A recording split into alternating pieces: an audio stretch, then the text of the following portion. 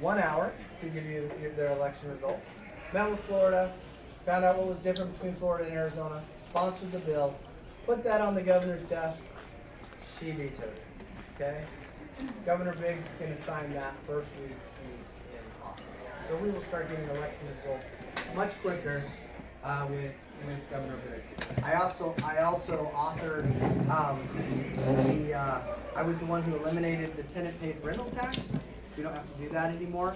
And then recently, I don't know if you heard about this. This will be next session, but I have introduced. Will be introducing a bill to rename the Loop 202 the Charlie Kirk Memorial. It's the least we can do to carry on Charlie Kirk. So that is my history. We also need candidates who can win.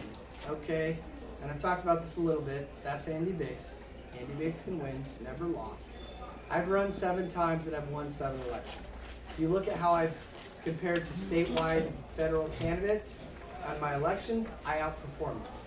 Well, that bodes well. I'm honored to say I have broad-based support. I have support from every part of the Republican Party. I have independent support, and we have to have that to win these general elections.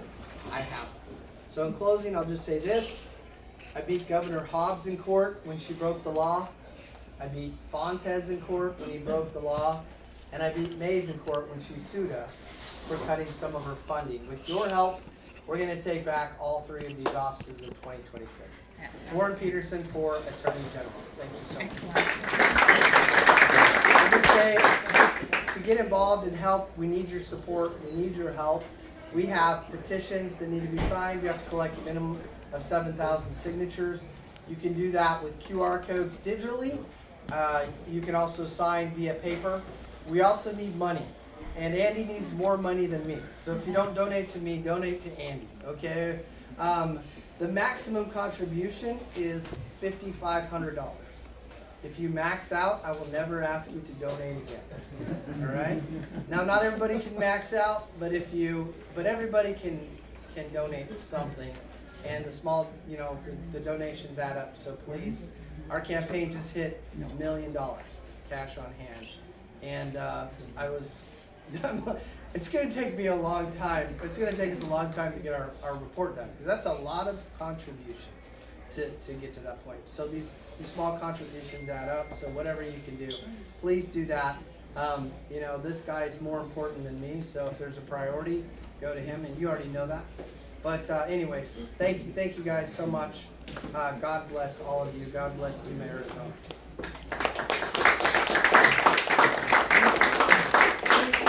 Warren, appreciate it.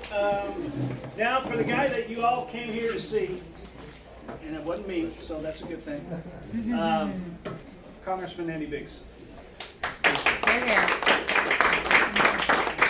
Thank you, Bill. Thank you, guys. Some of you have been following us around, stalking us today. We're happy about that. Thank you for taking time out. It means a lot to us because we're going around the state. And we want every corner of the state to understand that when we're elected, we both are going to be representing the entire state. I grew up south of the Yuma. I was born and raised in Tucson, and I can tell you there was always this kind of, I don't want to say inferiority complex, but we always felt like Phoenix was always doing this in. And I think that sometimes people think Maricopa County focuses largely on itself and not the rest of the state. But I want you to know the reason that we go all over the state, and I've been all over the state, and I know Warren has too, is because we love the state and we want to represent the whole doggone state, because every part of the state is important. Yuma, as you know, I view it as just a tremendous jewel. Most people don't even realize what the agricultural output of this area is and how dependent the entire nation is on Yuma. So I try telling them that, and I've done it many times, even in Congress, saying, look, you guys don't appreciate what's happening, and that's happening in Yuma, Arizona. So I wanted you to know that's important to us, and I want you to know also that I endorse Warren Peterson as the Attorney General. And why is that? I served with him in the state legislature, but before he ever ran for the state legislature, I wanted to tell something that he didn't tell. I was in the state legislature myself. I was kind of this conservative firebrand, you know, and people either like you or don't. But he and his brother Victor, and I don't even know what you called your thing, but they had an organization, a grassroots organization, where they brought people in just to study the Constitution and politics and the state government. And it wasn't a legislative district. It wasn't necessarily a Tea Party movement. It's just at their office they would bring in people, and so they had me come on in. And that's when I first really got to know Warren a little bit. And he's been in the legislature, has done a great job there. I trust him because as the governor, next governor of this state, I know that the left is going to bring lawsuit after lawsuit to stop us the way that they've done with Donald Trump. They can't win on policy, they can't win on personnel, so what the left has done is they've engaged in lawfare against this administration. There are more lawsuits filed against this administration than any administration in history, and he's what, not even 2 years in to this second term. That's what's going to happen to us, not because we're going to put anything inappropriate or wrong in there, but instead because we're going to put everything in appropriate and that's beneficial to the state in there. And you're going to just see the lawsuits come. So I wanted you to know that that's why I'm supporting Warren. I believe that he's going to be the best guy to administer that office and make sure he protects the rights of you as citizens and make sure he protects the sovereignty of this state against those who would attack it. Because that happens all the time, because we are living in kind of an upside down time, a time where the federal government has encroached on everything. The pyramid is upside down. If you look back at what the founders intended, they said this. They said that you're going to have a horizontal and vertical check. The horizontal check are the separation of powers between judiciary, executive, and legislative branch. But the vertical separation is that the states will be the check against any kind of overreaching on the part of the federal government. Now, I was just talking to this gentleman beforehand. Which was giving you a harder time, the state of Arizona or the federal government? Both. Well, you're ruining my example here, okay? But the federal was definitely worse, right? Yeah, okay. The problem is he's getting hassled both ways, which you shouldn't be, right? Because the federal government is basically upside down with power, right? Mm-hmm. They have so much power. Absolutely. And we've got to rein that in. And that's what President Trump's trying to do. I believe President Trump's trying to do that. We see it all over the place, where he's reducing the size and scope and the footprint of the federal government, and he's getting it back to the states. And that means we as the states have to be ready to run ourselves appropriately, smartly, efficiently, and according to the Constitution. Because in the end, it's all about the Constitution. So for instance, what's the most fundamental thing that government does? It protects rights. It doesn't create rights. The government doesn't say you have the right to the free press. What does that amendment says? It says it recognizes that you have the right to free press. It recognizes that you have inherent in you free speech. It recognizes you have the power to associate and worship how you will. That's what it is, because the rights come from God. And so when we talk about what should be the main goal of Arizona as a state, should first of all protect our citizens. We should protect our citizens, make sure this is the safest state in the country. Warren talked about that for a second. But here's the reality is, we haven't done a good job of making sure our police agencies are fully funded. We haven't trained them to make sure that they have the appropriate training. We haven't given them the resources to protect themselves and protect the citizens. And that's one of the first things that I want to make sure that we're doing. Because that if you don't do that, then you can be as rich as it comes, but you are subject to the tyranny of crime. Correct. And we have got to make sure that we're not subject to the tyranny of crime, that we're free individuals. We feel good and safe going out with your, in my case, my wife, to go to the park. have a picnic in the park. We don't do that very often. It's too hot. But you guys get the drift. You got to be safe. And that's called the rule of law. And what's fundamental to having freedom? The rule of law in and of itself. Because it means that the bad guys will be punished for their bad, and everybody else is minding their own business and getting along and doing it. They can fulfill the measure of their creation from God. That's what we want. It's human flourishing. The second thing we do, we have to make sure that everybody can have the economic freedom that they need to prosper in a free market system. Our market system is to allow you to succeed and fail. And if you fail, you get to get back up and come back to succeed next time. That's really what our free market system is about. That means that you have a taxation system that is predictable, it's low, it's not going to be onerous, it's not going to take from you the wealth that you create. Because every time that we overstep our bounds and take too much taxes from you, it prevents you from establishing your wealth, which means that we prevent the velocity of money. It means that we're not going to create additional jobs. It means fewer people can have economic opportunity. That's why we're going to have a low, stable, predictable tax base. The other thing that goes with it is basically the regulatory scheme. It's got to be very small, very small. Now we'll talk about this. You got caught up in a regulatory scheme that wasn't right, and basically prevented you from accomplishing what it is you wanted to accomplish, because they were making you jump through some extra hoops, which you didn't even know existed, and then you had to try to get help. There should never be a case where a businessman or woman or citizen has to call up their member of Congress and say, hey, there's this regulation I didn't even know about, and I can't get any results from the federal government or state government. That shouldn't happen. It simply shouldn't happen. And when it does, it impedes economic viability, sustainability, and freedom. And economic freedom is necessary just as necessary as the rule of law is. So we're going to fix that in Arizona, because right now we have some problems with our regulatory scheme. We have places you can't even build a single family home. You can't build a single family home because of the regulations imposed unilaterally by this governor. Some of those are due to water management areas that she's taking control of unilaterally. And we've got to acknowledge that we've got to fix those. And we're going to get those fixed.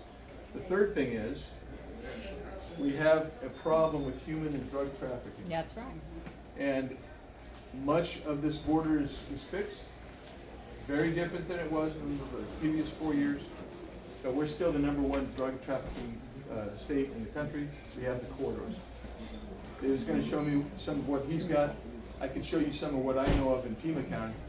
But the bottom line is, we have got to make sure that our state helps the feds shut that down.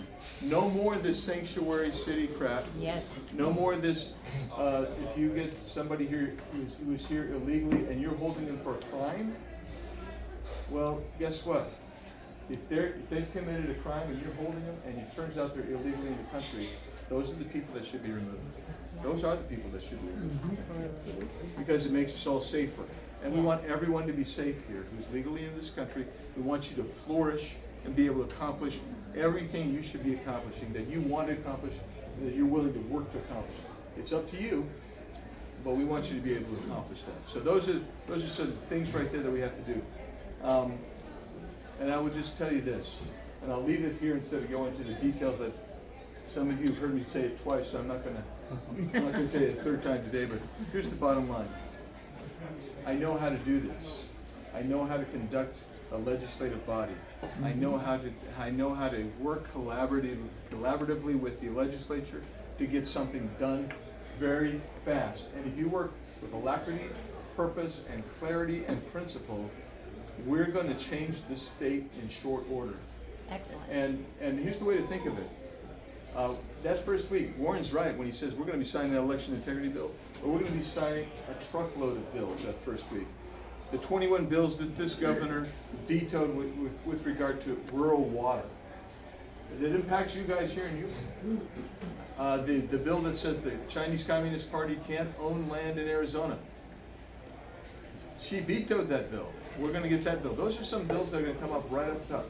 The bills that were there to protect educational choice in Arizona, we're gonna get those bills. And there's no reason we can't get those bills done the first week.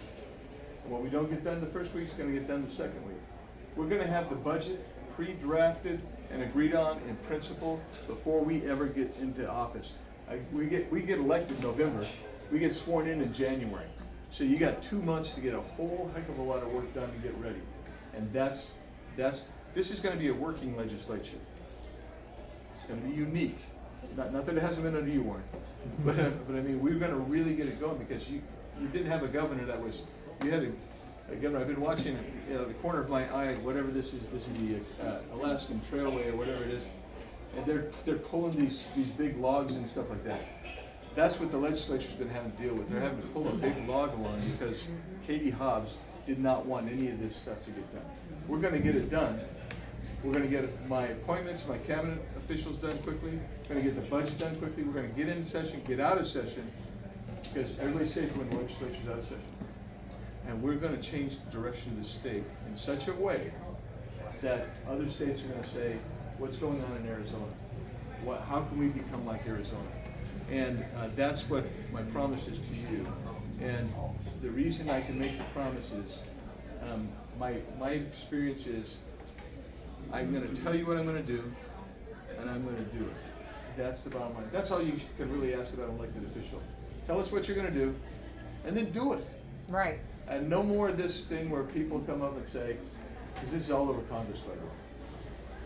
A lot of my colleagues, I won't name names, some of them are really good friends of mine, but they all run a certain way. We all run basically on the same platform, right? But when they get there, it ain't the same. It's not the same. They forget about it. And that's the biggest problem we have. Because if you can't trust your elected officials, then we all get apathetic and we can't get people out. But we're going to get everybody out. Because look at this. This is a warm, humid afternoon. There's football games on. You guys could be doing anything. But you're here talking to people who are running for public office because you care about the country. And that's the way it's been all over this state. The other night we had 350 people at one of the events I was at. This is just how this is going because people are sick and tired of where we are in this state and they want to change. We're going to make that change. That's my promise to you. We're going to win this election. I can do it with your help. I will just reiterate what Warren said. Please sign our petitions. We need petition signatures to get on the ballot. Please, if you're on social media, take our social media and repost it. That's very helpful to us. And then, and I'll just say, if you can give $5 a month, or $10 or $20 or whatever you could give on a monthly basis, that would be helpful. You feel because $5,500 is a big. As my dad used to say, that's a big kiss at the pig, man. And the reality is, whatever you can give would be helpful, because in her bucket right now, Katie Hobbs has $5 million. She doesn't have a primary opponent, and I've got primary opponents. She's got $5 million sitting there. She's going where she's raising it in New York, Newport Beach, Nantucket, wherever there's big liberal Democrat dollars, that's where she's going. She's raising money, $500,000 a night, more than that some nights. So I don't need everything she's got. I just need enough to get my message out. And we'll have that much. And when we get our message out, we'll win. We'll change this state for good. We'll lay the foundation for generations to come, God willing. God bless you all. Thank you for taking time. And I think we got time for a couple questions. Three questions. So we got 3 questions. The young man all with the a nice states fedora. doing redistricting for the legislature, like Missouri just did it, Texas just did it, and some of these other states. Are we doing a good job with ours? And I know we're not up to do that right now. Is it something that you need to address as governor? Yeah. So when you in Arizona to do redistricting, you've got a commission, and so we're kind of bound and stuck by that commission. The best thing you need is if I'm governor, I'll get to appoint the folks that are going to be sitting on that commission, And so the way we're divided right now, so you know, we have to have two what are called majority minority districts. Minority majority districts. Either way, you know what I'm saying. And so we have two of those. One of you guys live if you're in Yuma, you're living in most likely in CD7. That's one of those. The other one is CD3, which is Ruben Gallego's old district. Those two are designed to always have a Democrat there and have a majority of minority demographics in there. That's by federal law. That's the way that goes. The rest of By federal law? by courts. Just by the courts have interpreted. I believe that it's unconstitutional. Okay, I'm just telling you that's how it's been interpreted. So that's why you have those two. Then you have two that are competitive districts, or ostensibly competitive districts, and one is Juan Siscomani's, which is over there in Tucson, Cochise County area, and then the other one is Stanton's district, which is up in South Phoenix, Ahwatukee area, and actually it butts up to mine. He's got part of Mesa, and then the rest are designed to be reflective of the demographic in Arizona of voters, and so that means you got 5 solid R, or one. Let's see, 1, 2, 3. Yeah, you got 5 solid R districts. You got one competitive. You got another competitive that we could take sometime in the future, maybe Stanton's district. So that's it. That's we're stuck with that, Russ. Is that? Is that a voter referendum? Or is That's a that voter something referendum. It was. It was. It was indeed. And here's the weird thing. It sure worked out better when we had it designed by the legislature. Just saying. Yeah. Yeah. It's Yes. interesting that the first rule, I mean, I've been on these committees, visited them. The first rule is to respect city and county borders. I mean, that's just totally bizarre because there's no respect. I mean, the city of Yuma is, divided. Yeah. No, you're right. So in the law itself, in the constitutional provisions and the statutes interpreting it, they have 5 criteria, and one of them is community of interest. The other one is the boundaries and borders of cities, towns, counties, all this stuff. But you should see the edge of my district. My district, literally, you'll go down half a block, and then come over half a block, down a block, over 2 blocks, down a half a block, over this way, and it just. Literally on the edge of my district, I never quite know if I'm in my district or not in my district because it's so well. Any other questions? So Man. you talked about No. business development a little bit. Yeah. So the 3 big keys: water, land, workforce.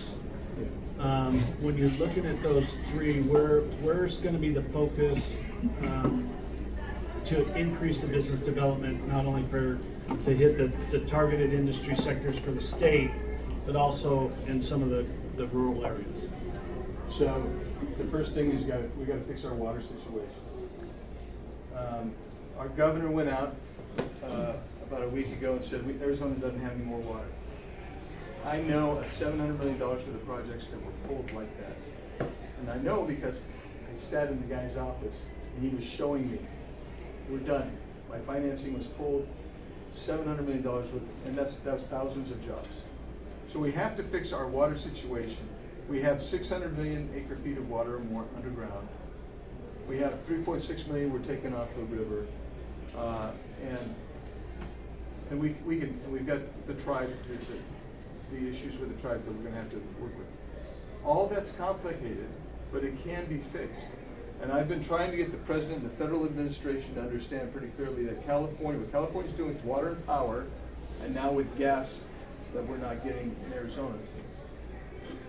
I told President Trump, you could be a hero. A hero? Yeah, a hero, sir. If we can fix the water, power, and the gas. Why? Because California flushes 22 million acre feet of water into the Bay every year. Yep. They have almost 1 million acre feet sitting in Mount Shasta that's below capacity always. They have about another 3 million acre feet in their canals and their reservoirs.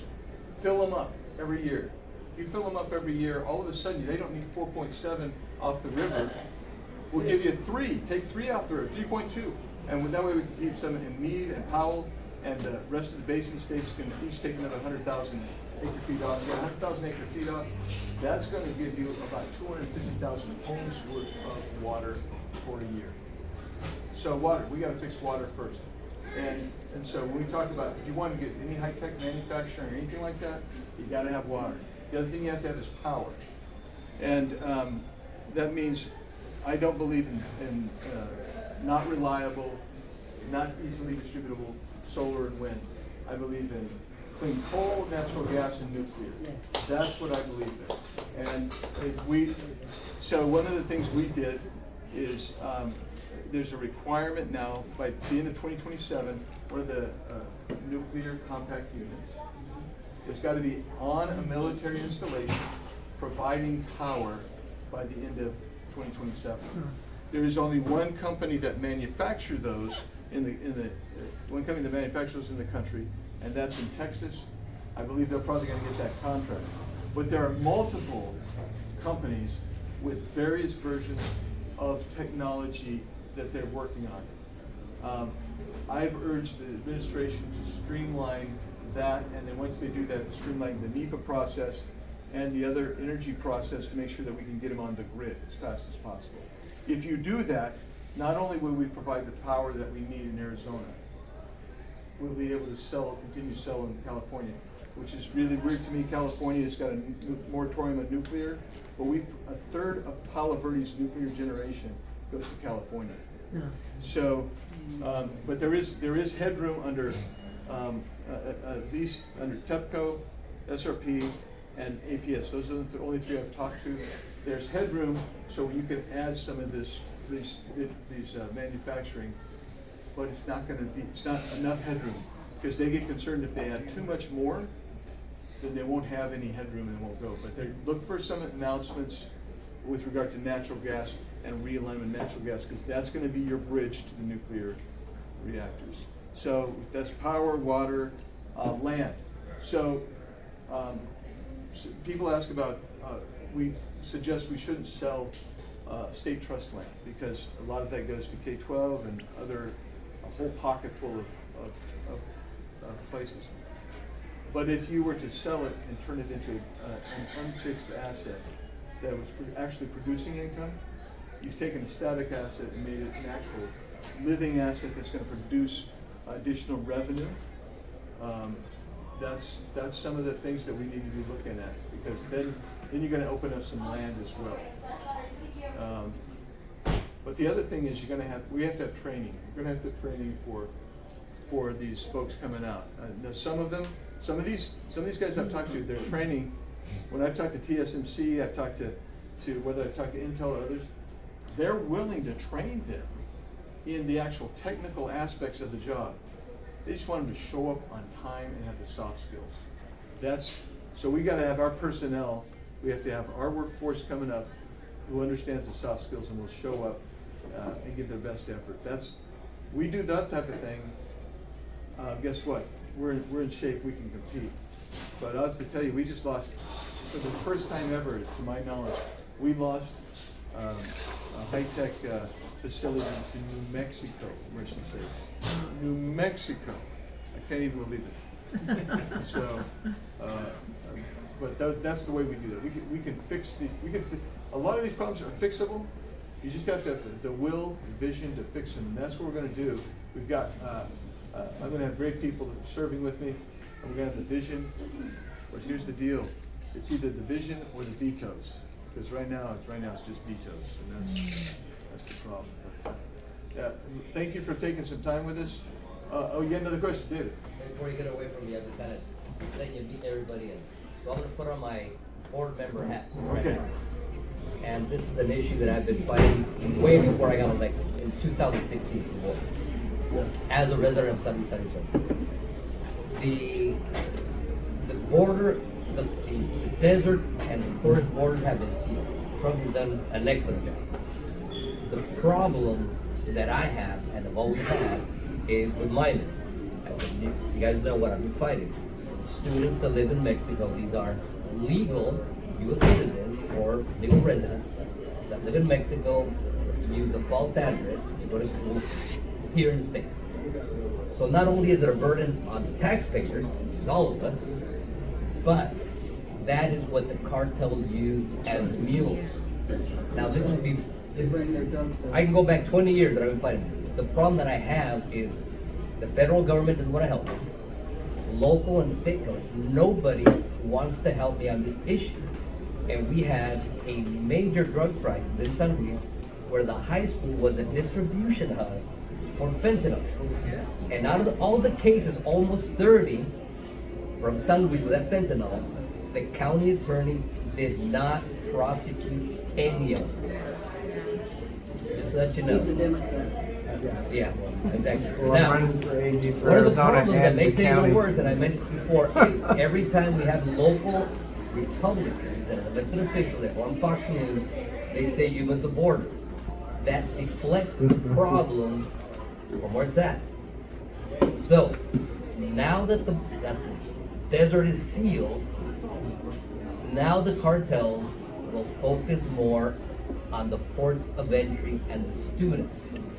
I see no justification, just so a child gets a free ride on our dollars for an education, that not only do they put their lives in danger, but when those drugs cross, they end up in other states that poison kids all over the states, and they poison adults, and it's just mind-boggling. I am really frustrated because nobody at any level in government wants to help out on this, and I'm just wanting to get a straight answer from somebody why I'm left alone fighting this. So I will never call it Yuma on the border again. I'll say San Luis. Thank you. Problem. That's right. That's number one. Thank you. And number two, we're going to have an attorney general in Warren Peterson, and you're going to have a governor. And this is, I'm telling you, this is the way I feel about it. If we, right now, I can work with CBP, make sure, and that they're actually conducting better searches and exams of these kids coming across. But when it's discovered that they brought fentanyl in, he's gonna bring state charges. We'll find a way to get state charges. And if we can't get a county attorney to help us, they're gonna find out that they're gonna lose state funding or something. There will be a consequence for not prosecuting. There has to be a consequence for not prosecuting, because it gets back to the first thing I said. Arizona needs to be safe in order to be free and economically prosperous. And it's not safe and prosperous, and can't be prosperous, when we have a portion of our state that is actually flooding the zone with drugs. The country. Yeah, they're coming through here, they're flooding through here. So if that's the case, you have our pledge. You're not gonna be alone, David, we're gonna be with you. I hope so, because one of the people I just turned his back on was Tom Warren. And Yeah. he promised me the world once he got reelected, because he was superintendent before. He just bailed out on me. Now, one of the things that I'll mention to you in San Luis earlier, the only difference, San Luis, any border community along the U.S. border, that makes it unique for the cartels is, well, one is you have 4 states, which is Baja California and California, Arizona, Sonora. So it's right in the middle of the cross. So for distribution, it is ideal. The other, by land, there is no other way that drugs from southern Mexico can cross into Baja California and California. It has to cross to San Luis. That bridge is the only path by land. That's why it is key for the cartels. That's the only thing that makes it unique from any other border town. So And the cartels are not gonna go away. let me ask you this, David. So, if we get cooperation from the feds, Yeah. Hopefully. which I think we can, I do know the decision makers pretty well. So let's say we get cooperation from the feds. Let's say I'm the governor, we get cooperation from me and Warren. So you're gonna have state cooperation. Can we get county and San Luis City cooperation? The county has not helped me out. No. The city of San That's Luis, the board of supervisors. the city of San Luis, we met the mayor, I think we have a good shot there. Yeah. The board of supervisors, no. Okay, so this, yeah, that's the thing. The state then can take jurisdiction and then go forward. But that's my point is, there are other issues where I'm watching right now where the state, under this current governor, and I'm thinking of tree thinning in northern Arizona.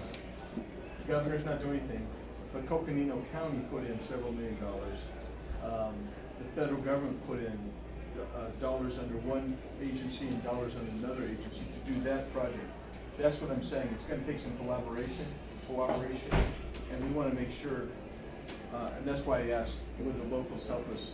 So, but if you can get the cities in town, the town itself to help, we don't need to worry about the county because the state can come in and take jurisdiction there.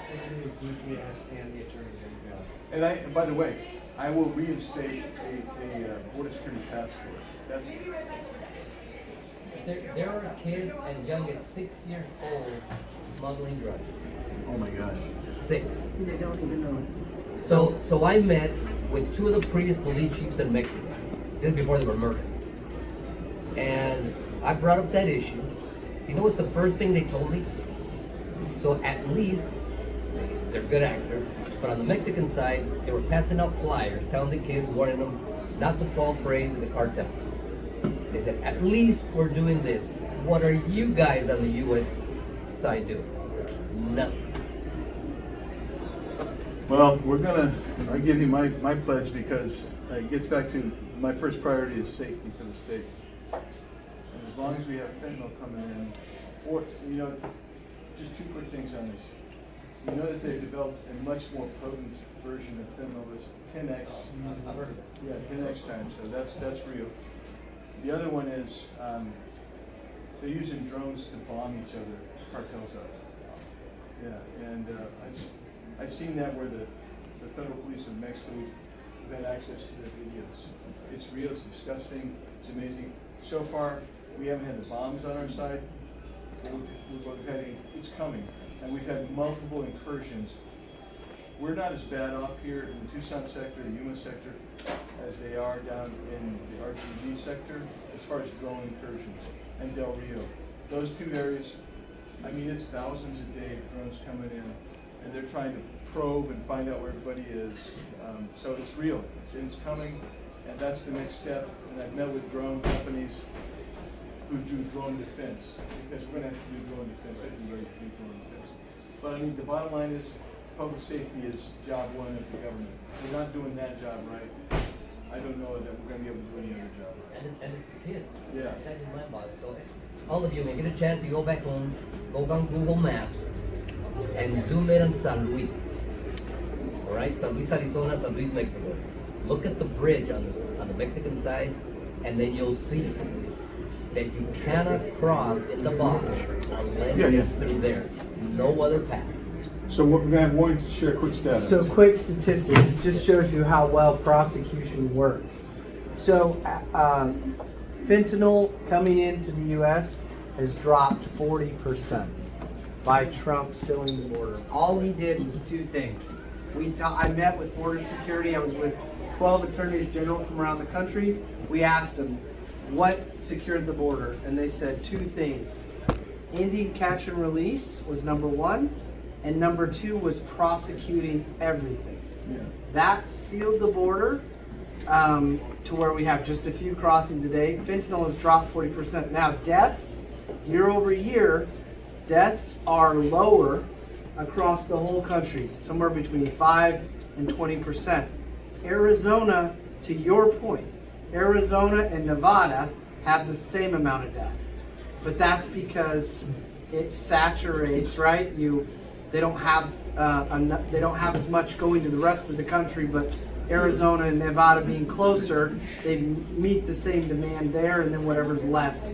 So it just shows you if you have somebody who puts a priority on prosecutions, we can close the rest of the loop, or at least dramatically diminish it. I'll give you one last story. There was San Luis, we have the Century Pass, which is like a fast pass. Okay? So there was a mother on the Mexican side, legal U.S. citizens, carpooling kids to go to school in San Vicente for free. She got caught with a car full of kids with fentanyl. That's one of my many, I mean, it is just so frustrating that, yes, the deserts have been sealed, so now the weakest point is the ports of entry. Well, and I'll just tell you what would help us too is if they were doing southbound operations as well. You gotta do that. Yeah. And every time they do it, they interdict so many guns and money, cash. Correct. And that would actually, until you put that bite on the cartel that way, they're gonna keep making money. But I can go on and on, but I think you got the message. Yeah, I would just piggyback on that with regards to trafficking. That's something that Yeah. even myself personally have had to deal with. But you know, it's one of those things that we have to be realistic about, that, you know, it's happening. And, you know, even on the bigger scale of things, how far does this go out? It's mind-boggling, how much of an impact, you know, Yuma, I've worked with Turning Point since the election, and it's one of the things where I had been saying I would love to be able to, you know, impact here in Yuma. Don't sleep on Yuma is what I've been saying. Don't sleep on Yuma. We are guarding on both sides, be it California and all of their progressiveness, and then also on the border. You know, just young people are targeted in, you know, with drugs, but also the trafficking. I have a daughter, she's now grown, but I've had some experiences that are horrific and have hurt them too. And I just want to make sure that we don't just speak on one, but we need to speak on the other two. We need to protect our young children. Right. Well, thank you guys so much for all the questions. Thank you for being here. Thank you, Congressman Biggs, for being here. Appreciate you. And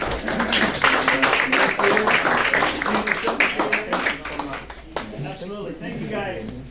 Thank you. We're gonna take some food. We have. Please take some food. There's to go. Please take some food. Take some for later. Take some for football.